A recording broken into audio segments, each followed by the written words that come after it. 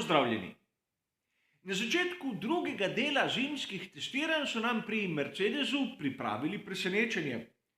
V bistvu smo videli pravo verzijo B šasije dvojni V13.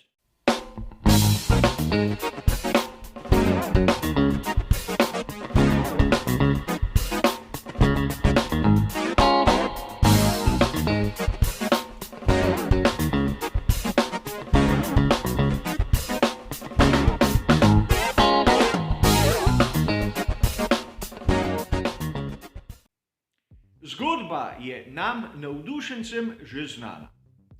Namreč pred leti, točneje pred sezono 2019, smo videli, da na prvem delu zimskih testiranj so pri tovarniški ekipi Mercedes imeli dokaj standardni bolid. In nato so pokazali tisto, kar je v knjigah ostalo zapisano kot dvojni V10. Seveda, že takrat se je govorilo, da je tista verzija, ki smo jo nato videli v svetovnem prvenstvu, verzija B, ampak ker tiste prve izvorne verzije nismo videli na niti eni dirki, menim, da je tu preuranjeno uporabljati to šifro. Tisto, kar smo videli na kar mnogih fotografijah, je presenetilo marsikoga.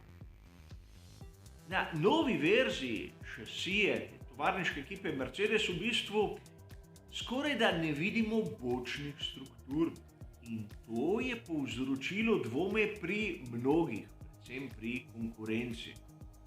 Obstaja izjava Christiana Hornerja, ki je takoj začel dvomiti v legalnost, čeprav so takoj zatem praktično njegovi strokovnjaki za stike z javnostjo preklicali njegove besede.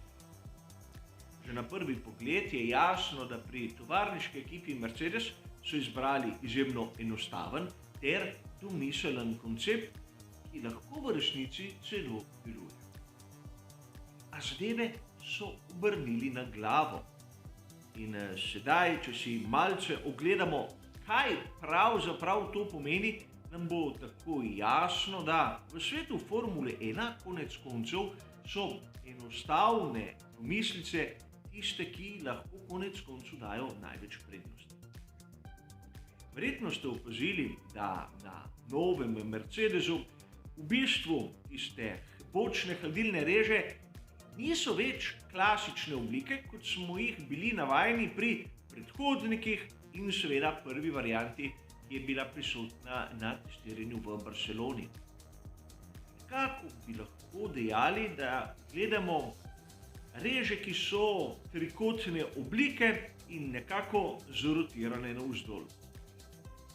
In to si bomo ogledali na tej fotomontaži, kjer sem skušal primerjati tisto, kar smo videli v prvi izpeljanki, s tistim, kar smo videli v drugi izpeljanki. In sedaj bo marsikomu izmed vas tudi jasno, zakaj sem pravzaprav toliko vztrajal pri teh analizah prav na podobnih primerjavah.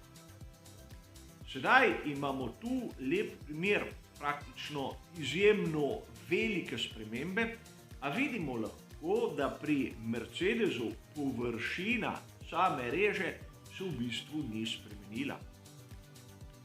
Namreč gre za posnetke, ki niso posneti pod istim kotom, zato prihaja do manjših odstopanj, ampak po mojem osebnem mnenju ne tolikšnih, da bi bili bistveni. Zato lahko mirne duše zatrdimo, da reža pri novi varianti Mercedesa dvojni V13 je približno enaka tistemu, kar smo videli pri starejši varianti. Po drugi strani bi rad vašo pozornost usmeril v nekaj, kar je po svoje enostavno, ampak tudi genialno. Spomnimo se lahko, koliko govora je bilo o prednjem vpetju in konfiguraciji Pull Road. Videli smo to rešitev pri Red Bullu in seveda pri McLarenu.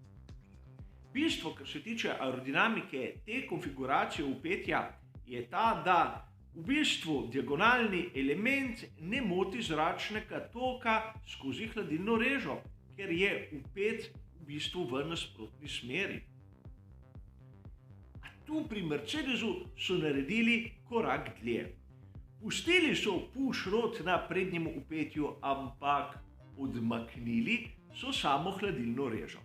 Kolikor pogledamo to fotografijo, nam bo tako jasno, da večji del reže je v bistvu postavljen nižje in zaradi tega v bistvu izven tistega območja, kjer samo upetje, kjer sama obesa moti potek zračnega toka. Niso prilagodili samega vzmetenja in obes, temveč so prilagodili bočno strukturo.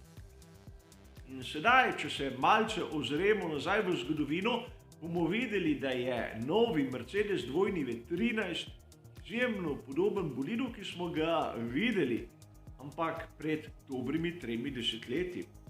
In to je izjemno zanimivo, kajti podoben je tistemu znamenitemu Ferrariju 640 ali F1 pomišljaj 89. Vidimo te pokončne, ozke, hladilne reže tu in seveda tudi oblika bočnih struktur je nadaleč seveda malce podobna, k temu se bomo še vrnili.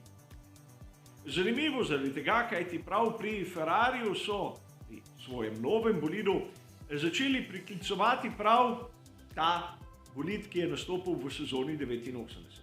A vrnimo se k našemu Mercedesu. Mogoče ste zasledili v raznih analizah, naj bi pri Williamsu nekako preizkušali tehnologijo, ki smo jo potem lahko videli na tej novi izpeljanki Mercedesa. Po mojem zadeva je podobna, primerljiva samo v konceptu in niti to ne. Namreč vzeti moramo najprej bolid Williams, kjer lahko vidimo v bočni strukturi, da je ta seveda edinstvene oblike, izhaja iz tistega, kar smo videli lani, ampak če pogledamo to strukturo od zadaj, bomo videli, da se strmo spušča navzdol, brez tistega preloma v stran. Sedaj, če pogledamo Mercedesa, bomo videli, da kljub temu, da je bočna struktura minimalna, izjemno spominja na tisto, kar smo videli pri predhodnikih in znova se bomo ozrli k 2V10, ki je tisti najbolj reprezentativni model zadnjih let. Vidimo lahko, da se je tu začela struktura spuščati navzdol in seveda navstran. Sedaj pri Mercedesu so v bistvu tu dosegli, da je bolid praktično brez strukture kot take. Premaknili so elemente na sredino in tu bi lahko govorili o premiku tudi izmenjevalca toplote, kar se tiče zraka motorja z notranjim izgorevanjem ali v angleščini intercoolerja ter drugih, naprimer hladilnikov za olje ali pa tudi elementov, ki skrbijo za hlajenje teh perifernih elementov pogonskega sklopa. To lahko vidimo pri drugih škrgah, ki so bistveno bolj na zadnjem delu pokrova pogonskega sklopa. In tudi na teh fotografijah, kjer bežno lahko vidimo, kako izgleda novi Mercedes, ko so mu odmaknili ta pokrov pogonskega sklopa, lahko vidimo nekaj. Postavitev je izjemno minimalistična, izjemno skrajna, ampak konvencionalna. Kar se tiče v bistvu samih elementov, so tam, kjer morajo biti, ampak vse je spravljeno na izjemno majhen prostor. Seveda, motor z notranjim izgorevanjem pri Mercedesu izgleda, da rabi izjemno majhne hladilne površine. To smo opazili že pri Aston Martinu. A vseeno, sedaj smo lahko že tisto prvo skico nekako nakazali, da površina same hladilne reže se v bistvu ni zmanjšala, kvečjemu je bolj optimiziran zračni tok. Sedaj se bo lahko marsikdo izmed vas začel spraševati, zakaj so pri Mercedesu šli v to skrajnost? V mojem osebnem mnenju so se spomnili nekega drugega bolida iz preteklosti, o katerem se bomo pogovarjali čez nekaj minut. Vzeli so maksimum, da kolikor zmanjšajo čelno površino, bodo imeli manj zračnega upora. Kolikor bodo imeli manj zračnega upora, bodo za doseganje iste hitrosti potrebovali šibkejši pogonski sklop, zaradi tega manj goriva.